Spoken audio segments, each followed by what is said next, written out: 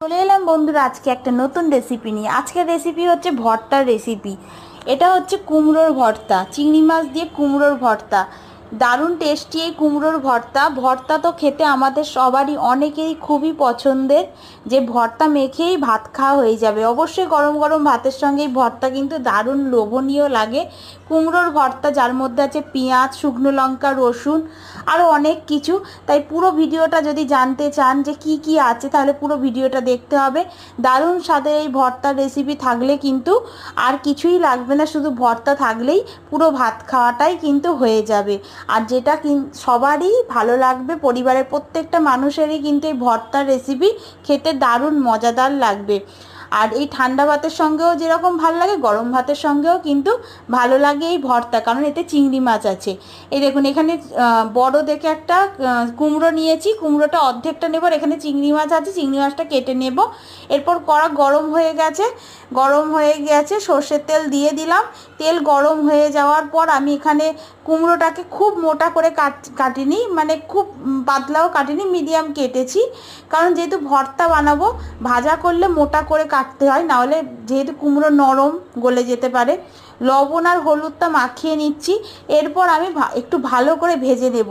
অবশ্যই কিন্তু যেরকমভাবে আমরা কুমড়ো ভাজি, ছাঁকা তেলে তুলে নিতে হবে, সেরকম ভাজার দরকার নেই। যেরকম একটু তেল বেশি করেই দিয়েছি, কারণ আমার অনেকটা কুমড়ো ছিল, সেই জন্যেই আমি তেলের মধ্যে কুমড়োটা দিয়ে ভালো করে নাড়াচাড়া করবো। এবার ঢাকা দিয়ে দেব, কারণ কি এর থেকে জল ছাড়বে, যেহেতু লবণ মাখানো আছে জল ছাড়বে। আর এরপর আমি ঢাকা খুলে দিচ্ছি। যে ঘন্ট মতো হয়ে গেছে, ভয় পাওয়ার কিছু নেই, ঘন্ট হলেও কিন্তু এই ভর্তা খেতে দারুণ মজাদার হতে চলেছে। আর আমরা যেহেতু ভাজা করছি না, তাই ভেঙে গেলেও গলে গেলেও কিন্তু কোনো সমস্যা নেই। এরপর তুলে নিয়েছিলাম একটু ভাজা ভাজা হতে। এরপর আবারও কড়ার মধ্যে তেল দিয়ে দিলাম। এই যে ভাজাটা হয়ে গেছে, একটু লাল লাল করে ভাজিনি, কিন্তু ভাজা হয়ে গেছে, তুলে নিয়েছি। এরপর লবণ আর হলুদ মাখিয়ে নিয়েছিলাম চিংড়ি মাছের মধ্যে। এই চিংড়ি মাছটা ভেজে নেব। তেলটা গরম হয়ে গেছে, ওর মধ্যে দিয়ে দিলাম চিংড়ি মাছটা। ভালো করে একটু লাল করে ভেজে তুলে নেব। চিংড়ি মাছের পরিবর্তে তোমরা এমনিও করতে পারো, কোনো অসুবিধা নেই, কিন্তু চিংড়ি মাছ দিলে টেস্টটা আরও দ্বিগুণ বেড়ে যাবে। অনেকে চিংড়ি মাছের মাথাটাও ইউজ করে, তোমরা কিন্তু সেখানেও এইটা ইউজ করতে পারো, দারুণ মজাদার হবে। এরপর তুলে নিয়ে সরু সরু করে একেবারে পেঁয়াজ কেটে নিয়েছিলাম, সেই পেঁয়াজটাকে ভেজে নেব। সরু সরু করে যত কাটতে পারবে, পেঁয়াজ ভাজাটা তত তাড়াতাড়ি হবে। এরপর ভালো করে তুলে নিয়ে, এরপর কড়াটা অনেকক্ষণ ধরে ভাজাভুজি চলছে বলে কালো কালো হয়ে গেছে, কিছু মনে করো না। আর এখানে গোটা রসুন আর গোটা শুকনো লঙ্কা, সেটাও কিন্তু ভেজে তুলে নিলাম।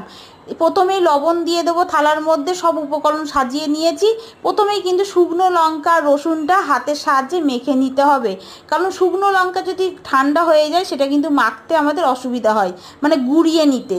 এরপর আমি হাতের সাহায্যে ভালো করে মেখে নিচ্ছি।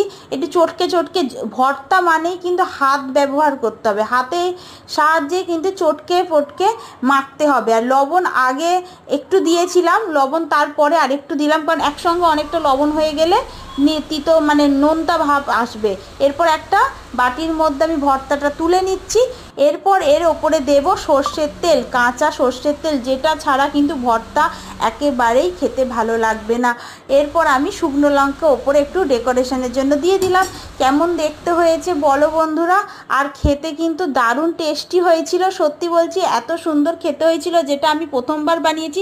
তোমরাও অবশ্যই একবার বানিয়ে দেখতে পারো, খেতে দুর্দান্ত হয় গরম ভাতের সঙ্গে। আর যারা একটু ঠান্ডা ভাত খেতে চাও, তারাও কিন্তু খেতে পারো, যেহেতু এটা চিংড়ি মাছ আছে, কিন্তু গরম ভাতের সঙ্গে বেশি ভালো লাগবে। কেমন লাগলো পুরো ভিডিওটা অবশ্যই জানাবে। অবশ্যই বাড়িতে একবার এইভাবে ভর্তা বানিয়ে দেখবে, কুমড়োর ভর্তা, যেটা খুবই টেস্টফুল। তাহলে আসছি আবার পরের নেক্সট ভিডিওতে। সবাই ভালো